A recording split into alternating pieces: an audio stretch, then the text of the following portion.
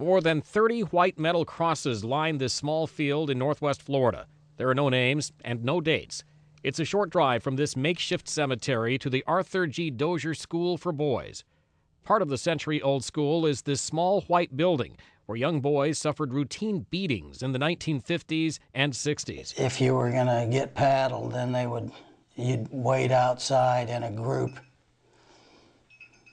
at the dining hall, and they'd march you in there unless they took you down there immediately. Keith McKendrick is part of a group of men who call themselves the White House Boys Survivors. He and Patrick Hallahan attended the school more than 50 years ago.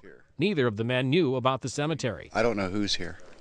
I know that they're investigating that now. I hope it's not boys that were beaten, because that would be a real tragedy. Now, nearly a half-century later, Governor Charlie Crist has ordered an investigation, but the Department of Juvenile Justice has no records to help identify who lies beneath the unmarked graves. We've had some initial meetings with the Department of Juvenile Justice.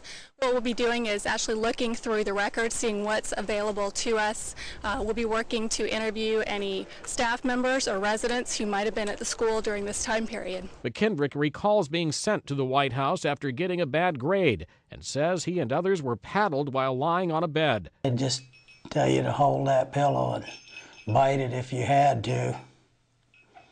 Don't make a sound and don't try to get up. Agents are just starting their investigation. They say there's a lot of legwork to do before they'll decide whether to exhume any of the graves. Mike Gracia, The Associated Press.